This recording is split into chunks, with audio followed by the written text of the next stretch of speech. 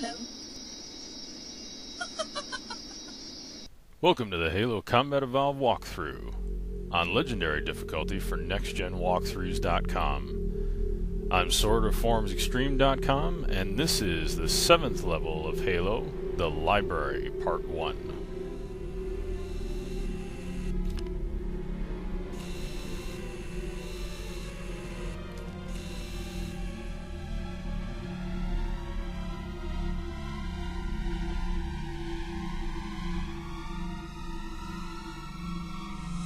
We must collect the index before we can activate the installation. Now here you have Infection Form as soon as you arrive. Basically you're faced with the 3 forms of Flood that are part of Halo Combat Evolved. The Infection Form were the little guys, and then you have your first introduction to the Carrier Form, which was the first guys that I just blew up here. I call them the bubble guys sometimes. Their main goal is to blow up next to you. They want to blow up next to any likely host for the infection form, and then when they blow up, they can cause damage if they do it in close proximity, and they release about 6 infection form.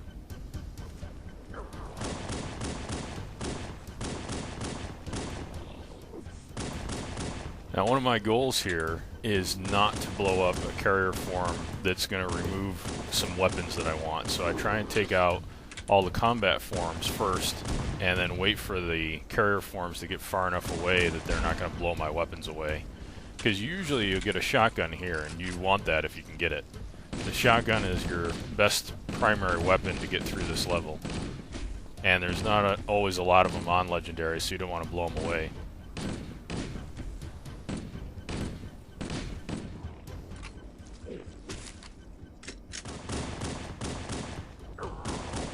Now for secondary weapons, I'll tend to use mostly the plasma rifle and the pistol, but the plasma pistol actually works pretty well also, and the AR can work well if you want, or assault rifle.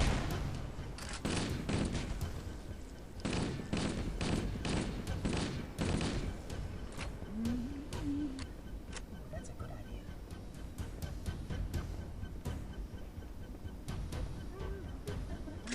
Regular old pistol is sometimes the best just for stopping power at a distance, and the shotgun is good for close-up, especially when you get next to a wall, and then as soon as they come around a corner you can blast them and get a one-shot kill. Follow me. So this is another strategy to kind of work a corner and use it as a hold point, making the flood come to you.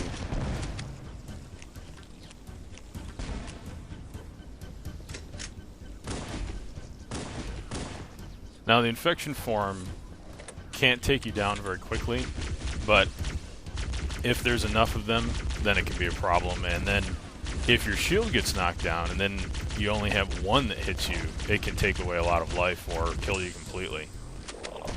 So it's good to thin them out every so often. When you don't have time to thin them out, just keep moving and they'll generally miss you.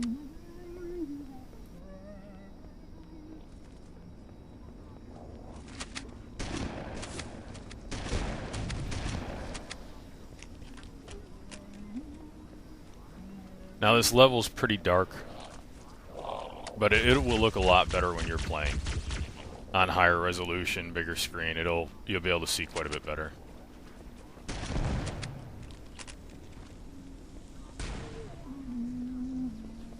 I use the light a lot just to try and find weapons. You'll get a little more glitter or a little more gleam off of a weapon, so it'll be easier to find. Like I just got the shotgun I wanted. Usually I'm looking for shotguns and pistols.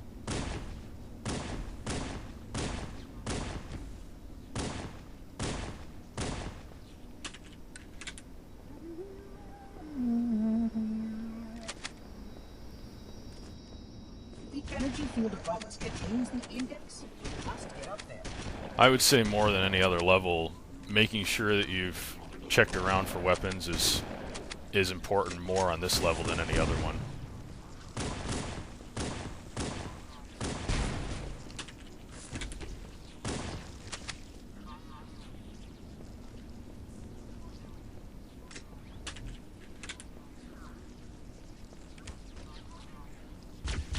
But it's good to learn to be versatile with the weapons, because sometimes you just don't have the ones you want.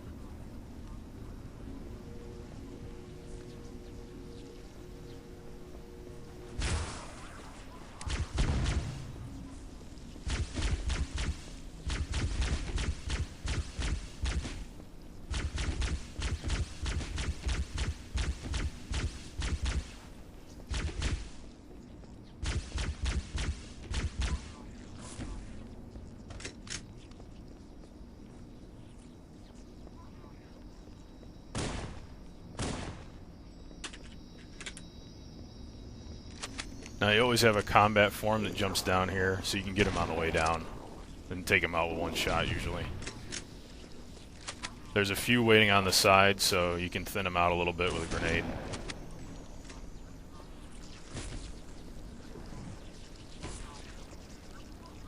The big thing, like everywhere, is not to get too surrounded.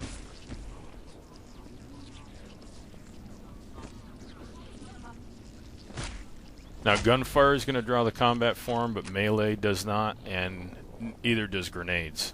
So you can keep that in mind. So if you're taking out some of the little guys, and you don't really want to have the combat form engage you yet, you can just melee them.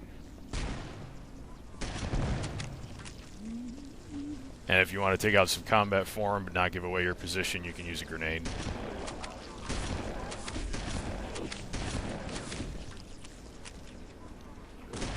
Now basically with the Flood, because they're always going to rush you, you do a series of tactical retreats or basically fight going backwards. And kind of keep a space between you and them that you'll have an ability to fight in without getting hit with a whip arm or getting surrounded.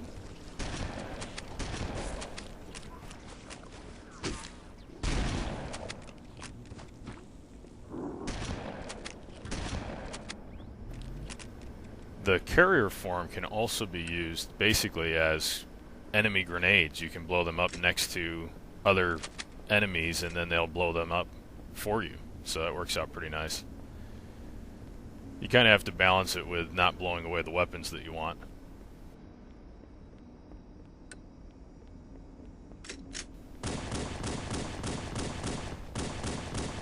As you can see, the pistol has good stopping power and great accuracy, so it's a great long-range weapon, so that's part of what makes it a good secondary.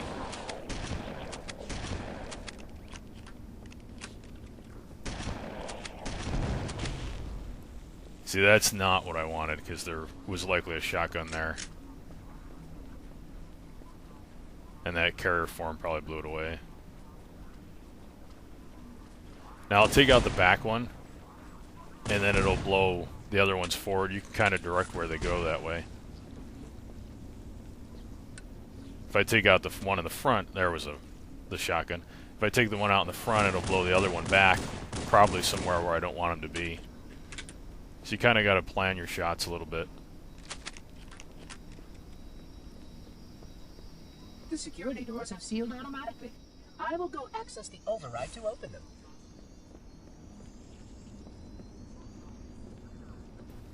A lot of the checkpoints are either triggered by walking up to the monitor or killing the last of the infection form or something along those lines.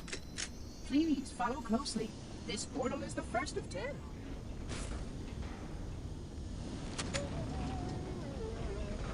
Oh, hello. Puzzling. You brought such ineffective weapons to combat the Flood. So right here, as soon as they come out, you can just throw a grenade, and it'll take them all out.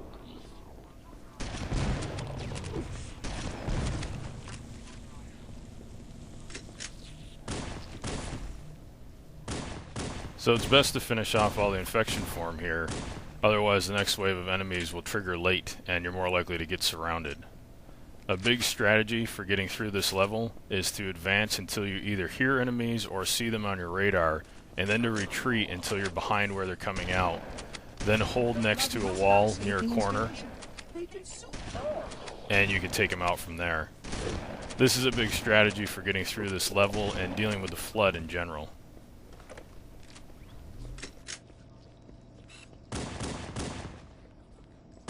So now I'm just cleaning up the carrier and infection forms, and that's the end of part 1.